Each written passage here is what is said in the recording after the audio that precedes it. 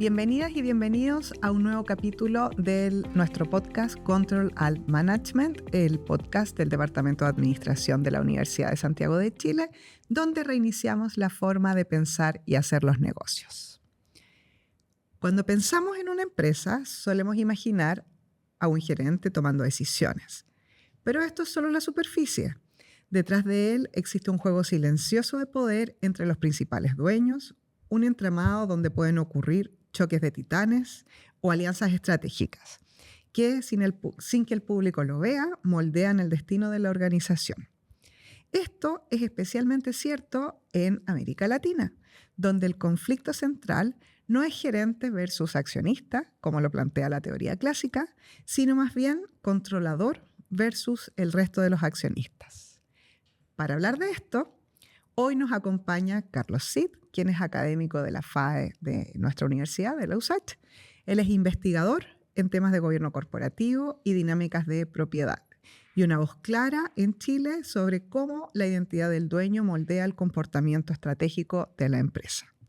Bienvenido, Carlos, a Control Alt Management. Un gusto tenerte acá con nosotros. Muchas gracias, María José, por la invitación. Como tú bien dices, la estructura de propiedad de la empresa suele estar un tanto escondida de la gestión de la empresa. Así que en ese sentido se agradece este tipo de instancias para visibilizar un poco al público todo este entramado que hay entre los accionistas, los distintos tipos de accionistas y su impacto en el comportamiento de la empresa. Partamos por lo básico. ¿Qué es exactamente un problema de agencia en el mundo de los negocios y por qué aparece? O sea, como tú bien mencionaste, tenemos una teoría clásica, ya que te dice que cuando el accionista decide no gerenciar la empresa, cuando decide dar un paso al costado, contrata a un profesional para que lleve a cabo todas las gestiones corporativas de la empresa, ¿ya? Entonces nos encontramos con dos partes, con el principal, con el accionista y con el agente que vendría a ser el gerente de la empresa. Entonces, en ese sentido, cuando no hay una alineación de intereses, el gerente puede aprovecharse un poco de esta situación para satisfacer sus propias necesidades entre medio de lo que le están pidiendo el accionista, ¿ya? Y este tema es muy común en aquella economía anglosajona donde la propiedad está súper dispersa. O sea, tenemos muchos accionistas con pocos porcentajes de participación y que tienen pocos incentivos para controlar a quien contrataron, ¿ya? En Latinoamérica eso no pasa. Claro, y en ese sentido en Latinoamérica ocurre todo lo contrario, claro. ¿Ya? Porque el contexto apunta a que la propiedad está muy, muy concentrada en manos de uno o unos pocos, ¿ya? Entonces, estos unos pocos lo que hacen es, obviamente, elegir a un gerente que esté alineado con sus mismos intereses, ¿ya? Entonces, en ese sentido, el problema no es del tipo principal agente, sino que este controlador tiene un problema con los minoritarios, ¿ya? Entonces, intenta, en cierta medida, aplicar políticas que vayan un poco a su favor y, en muchos casos, en desmedro de los intereses de estos pequeños accionistas minoritarios. Los minoritarios. Oye, ¿y este gerente o el que toma las decisiones del día a día en las organizaciones un poco se alinea entonces con los dueños principales o no? ¿Qué es lo que está pasando? Claro, clásicamente uno esperaría que estos grandes controladores, que usualmente son grupos empresariales familiares, ¿ya? O en sí de este tipo, elijan a integrantes o miembros de la misma familia, ¿ya? O del mismo grupo cercano. Eso es lo que apuntaría más o menos la lógica, ¿ya? Pero hoy en día el mercado te está empujando, ¿ya?, a que la contratación de gerentes sea en base a un proceso súper objetivo, ¿ya? Y que sean gerentes en especial con ciertas características profesionales, ¿ya? O sea, que tengan una carrera laboral enfocada a la gestión de cierto tipo de empresa, ¿ya? Entonces, que lleguen ahí por sus propios méritos, ¿ya? Y no por el mero hecho de formar parte de la familia. De la familia. ¿Y por qué es importante hacer esta diferencia? ¿Cuáles son los objetivos que se contraponen y se generan estos problemas de agencia? O sea, claramente tenemos un tema de cómo el mercado captura estos problemas de agencia. ¿Ya? Entonces, lógicamente, el mercado va a castigar a aquellas empresas que tienen fuertemente este tipo de gestiones que apuntan a problemas de agencia, ya en el cual el controlador aplica ciertas políticas para favorecer, por ejemplo, su propia familia, su propio grupo empresarial, otras empresas del mismo grupo empresarial, ¿ya? Entonces, el mercado, en ese sentido, reacciona, en algunos casos fuertemente, desvalorizando, por ejemplo, el precio de la acción. De la acción. De la acción.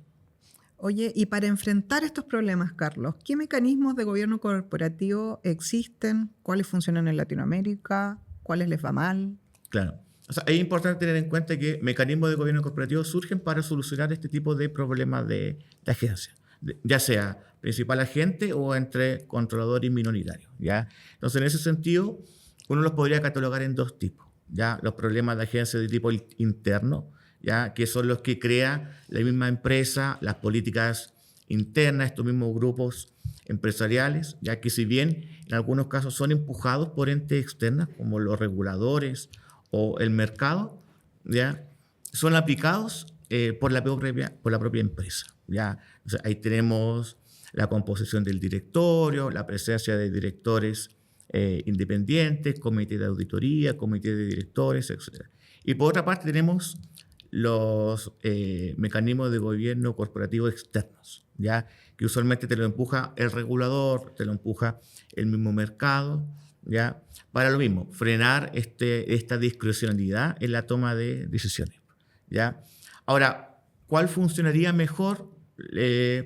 En la práctica se da a entender de que los mecanismos de gobierno corporativo externos funcionan mejor en economías emergentes como la latinoamericana. Tú dices que haya, por ejemplo, un directorio donde miembros de ese directorio sean no miembros de la familia, por ejemplo.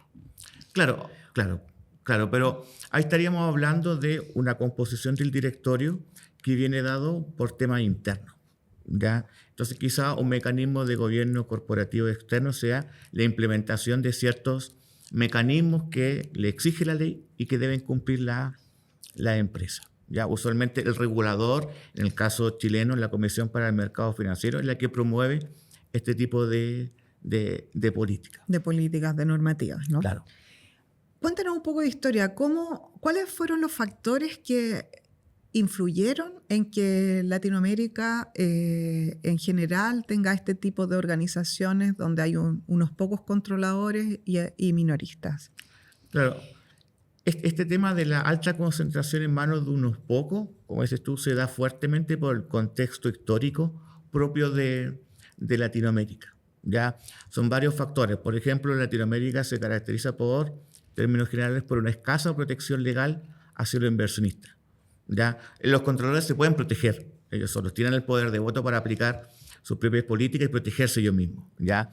Pero los minoritarios, como tienen un escaso poder de voto, requieren de cierta protección legal que es bastante escasa en la economía latinoamericana, ¿ya? Si bien economías como la chilena han aumentado políticas para proteger a los accionistas o otros participantes que interactúan con la empresa, sigue estando bastante lejos de economías mucho más desarrolladas. Ya, de estándares europeos Claro. O de Estados Unidos, quizás.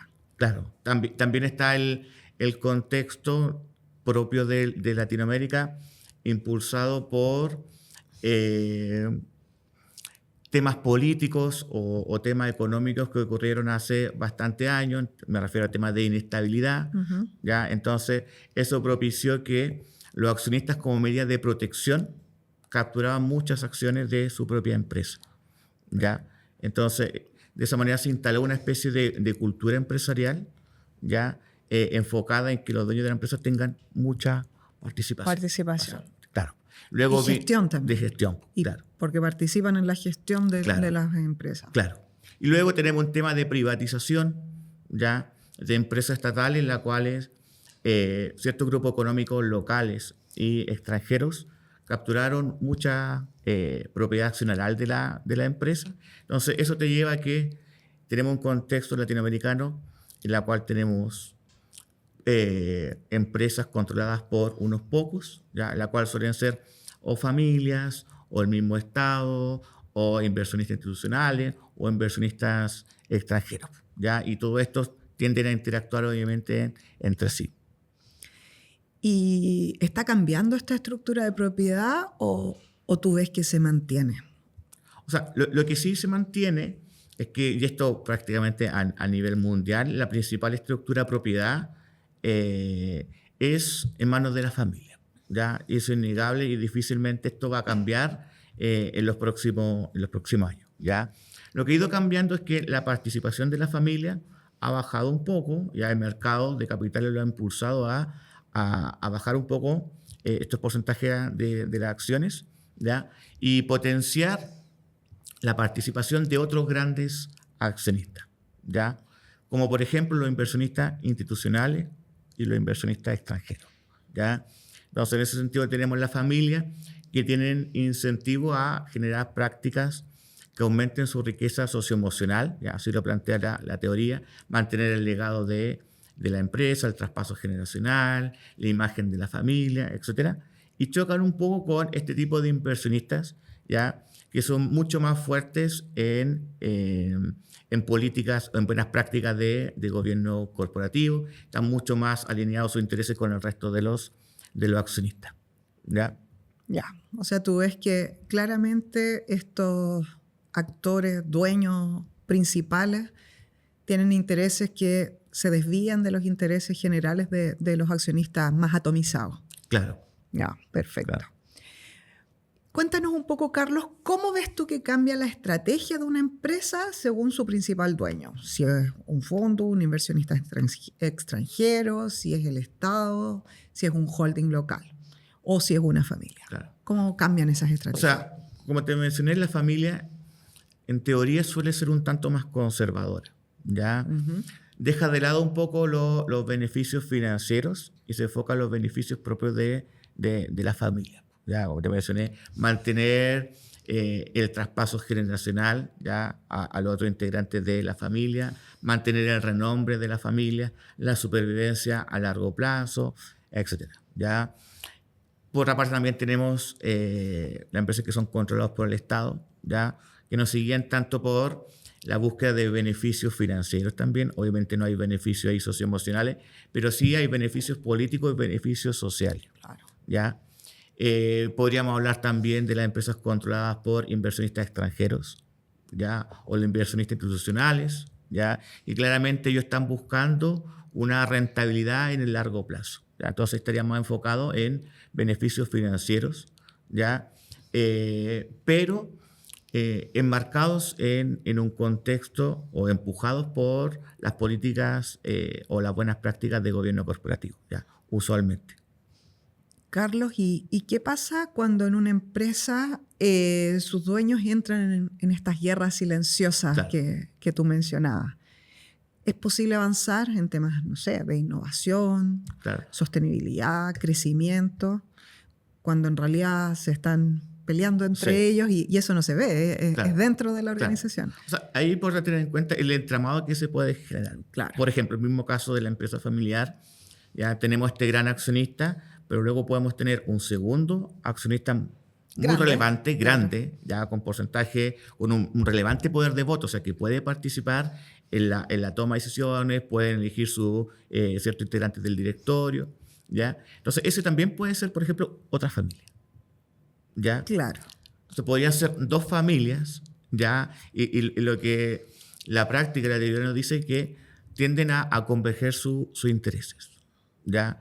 Entonces, si la principal familia lo que busca es potenciar los beneficios socioemocionales, la segunda lo apoyaría en ello, ¿ya? Para potenciar también sus propios beneficios. Se formaría una especie de colusión, ¿ya? Eso por una parte. Pero luego tenemos una situación muy opuesta. En el caso chileno, cuando tenemos una familia, pero tenemos inversionistas institucionales, como por ejemplo los fondos de pensiones. Uh-huh. ¿Ya? Entonces, los fondos de pensiones claramente tienen políticas muy distintas a las de la familia, ya se siguen por códigos distintos. Entonces, esta discrecionalidad de la familia chocaría con los intereses de los fondos de pensiones. En este sentido, los fondos de pensiones promoverían o incentivarían la búsqueda de ciertas políticas, por ejemplo, riesgosas, pero generadoras de valor, ¿ya?, que potencien los intereses de todos los participantes de la empresa. Entonces, reducirían un poco el conservadurismo característico de la familia. ¿Y qué ocurre? Porque si entran en esta guerra, las energías se van ahí y quizás no en temas de innovación Claro. u otros temas. O sea, en ese sentido, primero que todo, el mercado ve con buenos ojos, ¿ya?, cuando se genera este conflicto, ¿ya?, pero en búsqueda de aumentar el valor de la empresa, ¿ya? Entonces, en ese sentido, estos otros grandes accionistas que tienen intereses distintos promoverían este tipo de buenas prácticas, Uh-huh. ¿ya? Buenas prácticas en el sentido de sostenibilidad, de gobierno corporativo, ¿ya? Mantener en niveles aceptados las políticas de dividendos, políticas de inversión, Uh-huh. en niveles de endeudamiento, etc. Darnos algunos ejemplos. ¿Dónde tú has visto que han ocurrido este tipo de conflictos y la organización ha salido fortalecida?